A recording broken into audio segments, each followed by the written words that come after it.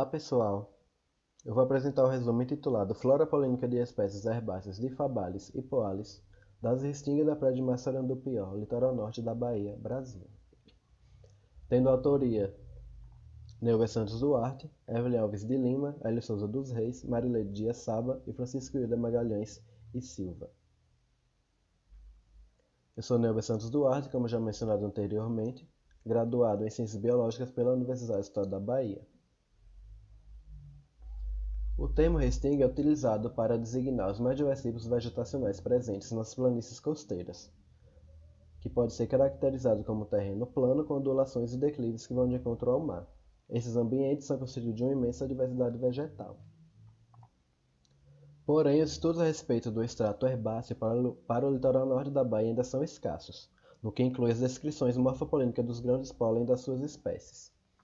Para as restingas brasileiras, podemos citar os trabalhos de Mendonça e Gonçalves Esteves, no ano de 2000, Mendonça e Gonçalves Esteves, no ano de 2004, e Choroda e colaboradores.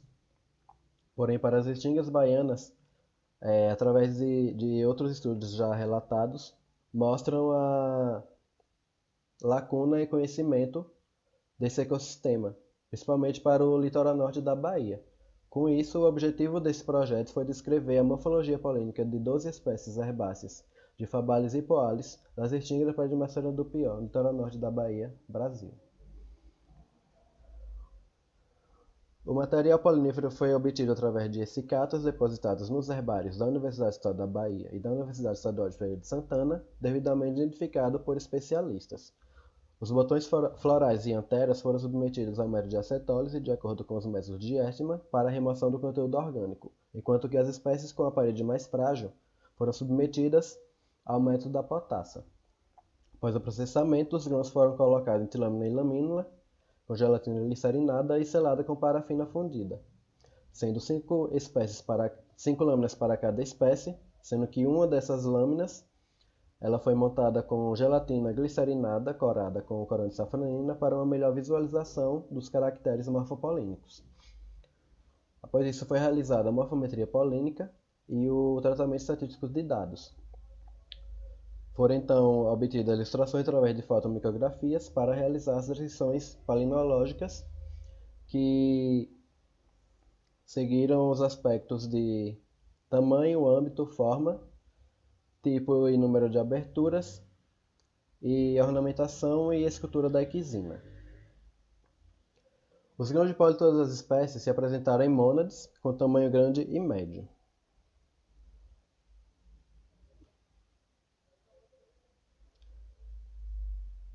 No geral, os grãos de pólen de Fabácea se apresentaram isopolares, subprolatos, prolatos subcirculares, trescoporados, microreticulados ou picilados em Fabácea. Enquanto que em Poligalácea eles se apresentaram isopolares, subprolatos, circulares, 8-9 zonocoporados, endossingulados, com equisina piscilada. Para Poalis, no geral, eles se apresentaram heteropolares, isopolares, com equisina granulada, rugulada, finamente rugulada e piscilada. Em Ciperácea, eles se apresentaram subprolatos, com contorno piriforme em vista equatorial, heteraperturados, analcerados e inaperturados. Em Eriocaulácea, se apresentaram subprolatos, espiraperturados, zonosulcados e com equisina microequinada a equinada. Enquanto que em Poácea eles são esféricos, prolatos esferoidais, circulares, monoporados e com ânulo. Os resultados aqui obtidos corroboraram os dados presentes na literatura para os táxons estudados, e esse projeto contribui para amenizar a lacuna existente de conhecimento para as restingas baianas e as espécies aqui analisadas. Esses dados contribuem para uma melhor circunscrição taxonômica das mesmas.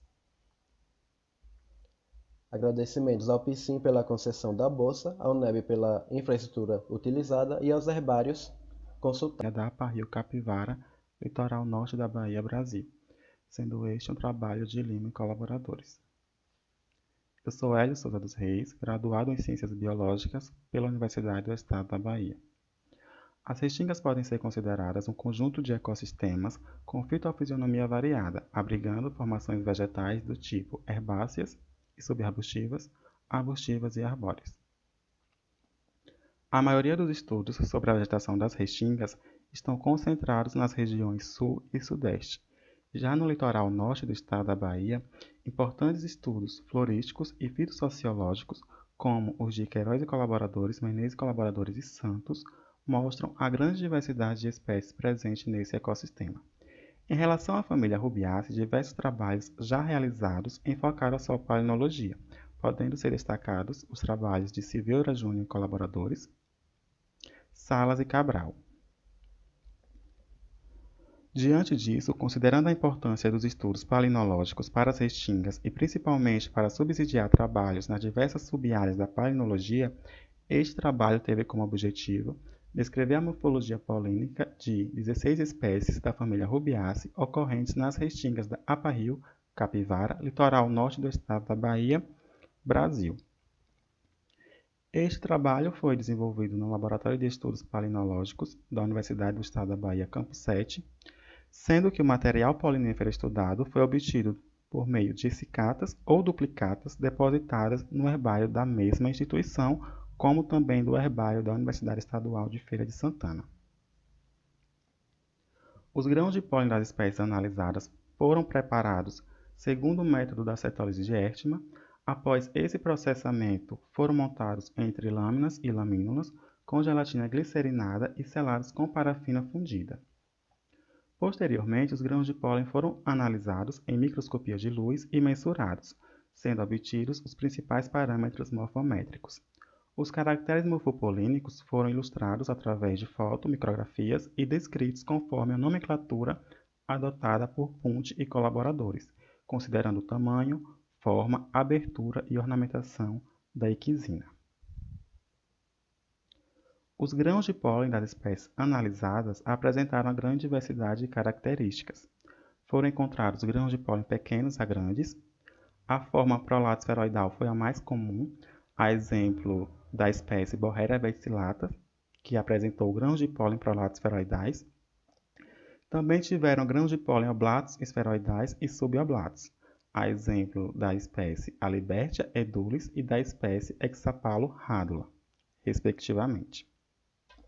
O âmbito predominante foi o subcircular e o circular. Em relação ao tipo apertural, a maioria das espécies apresentaram grãos de pólen com aberturas do tipo colpo e cólporo, a exemplo da espécie Ristardia grandiflora, que apresentou grãos de pólen colpados, no caso são zonocolpados, e da espécie Mitracarpus frígidos, que apresentou grãos de pólen colporados, ou seja, zonocolporado. Também foram observados grãos de pólen porados, a exemplo da espécie Alibertia edulis. A ornamentação da equisina apresentou-se bastante variada entre os taxos estudados, tendo grãos de pólen reticulados, a exemplo dos grãos da espécie Amaioa guianensis, microreticulado, a exemplo dos grãos de pólen de Borreria capitata, escabrados em Chiacocoa alba, e equinada granulado, a exemplo da espécie Ristardia grandiflora. Então, através desse estudo, foi possível corroborar o caráter euripolínico da família Rubiaceae, também contribuindo para diminuir a lacuna no conhecimento palinológico das restingas da Bahia, e através desses resultados, esses poderão contribuir com futuros estudos em outras áreas da botânica. Desde já agradeço. Olá, tudo bem? Eu vou falar sobre o uso de plantas medicinais por idosos no município de Lagoa Seca, PB. Me chamo Rayane Ellen, sou estudante do mestrado em Ciências Agrárias pela UFPB, Universidade Federal da Paraíba. Desde o início, o uso de plantas medicinais faz parte da história da humanidade, tanto pelos seus efeitos terapêuticos, quanto pelos seus efeitos preventivos. E esse conhecimento é transmitido de pai para filhos, ele é transmitido por gerações. Porém, o uso impróprio das plantas medicinais pode ser prejudicial à saúde, devido à superdosagem e também às interações com outros medicamentos, e especialmente nos idosos, pois eles se enquadram no grupo de risco.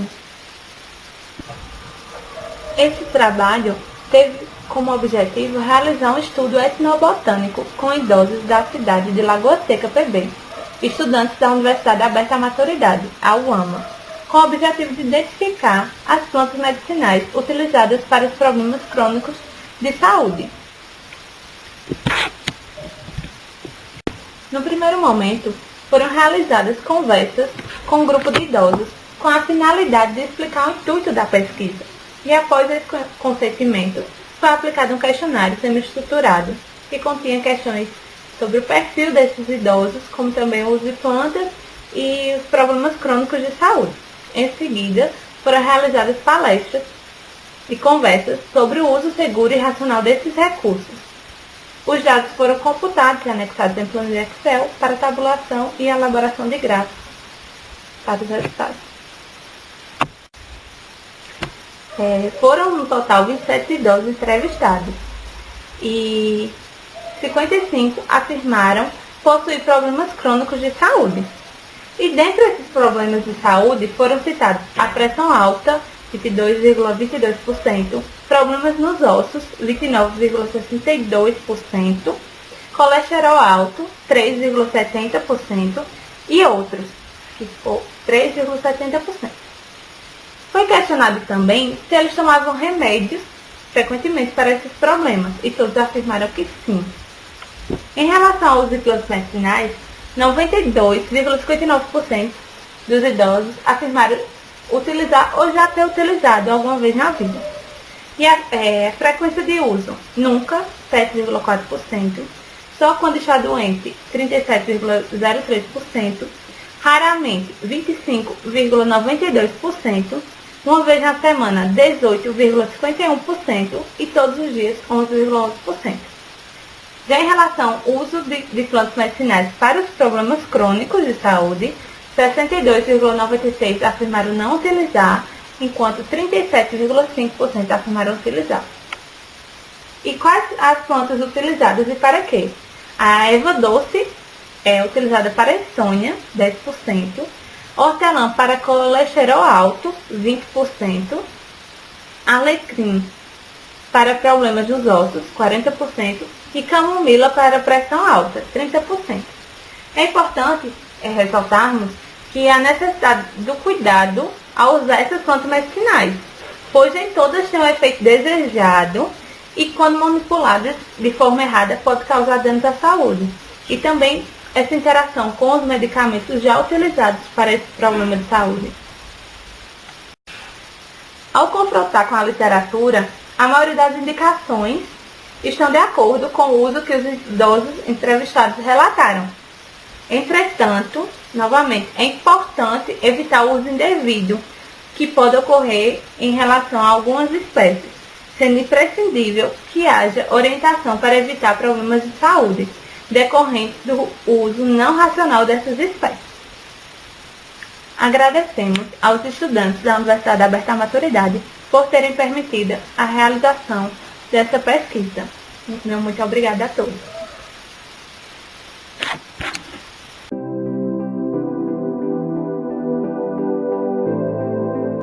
Eu sou a Vivian Morim, egressa do PPGP-VEG, e eu fiz parte da turma de 2012. Fui orientada pela professora Hortência Bautista e realizei o mestrado com a flora de Asterácea do Raso da Catarina.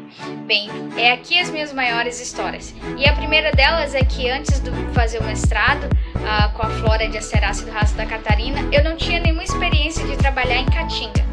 Então, o período que realizei a pesquisa foi um dos maiores períodos de estiagem dos últimos 50 anos. Logo, comecei a ir para campo e não encontrava uma só asterácea. Daí eu contei com a experiência da minha orientadora, que disse: Vivian, calma, assim que chover você vai encontrar as espécies. E não deu outra. Assim que começou a chover, a caatinga maravilhosa começou a florescer e eu comecei a encontrar a cada ida ao campo mais asteráceas. E no final, eu tinha 52 espécies de Asterácea para o raso da Catarina. Mas para o sucesso desse trabalho, também eu contei com uma equipe maravilhosa de campo, os meus amigos que eu tenho até hoje. E para minha formação eles foram também essenciais, porque cada aluno trabalhava com uma família. E daí todos nós íamos para o campo junto e acabávamos aprendendo um com o outro a respeito de diversas famílias que ocorriam na Caatinga. Além dessa equipe, eu ainda fazia parte de uma turma que era muito unida. Nós, quando participávamos de disciplinas, sempre estávamos discutindo na sala de estudos do programa ou até mesmo em casa, porque acabávamos ficando todos no mesmo local. Então, contávamos também com a equipe de professores que auxiliaram na nossa formação, tanto professores internos como professores externos. E então, em 2014, eu finalizei o meu mestrado e em 2015 eu ingressei no programa de pós-graduação da UFES e comecei o doutorado sob orientação da professora Nádia Roque.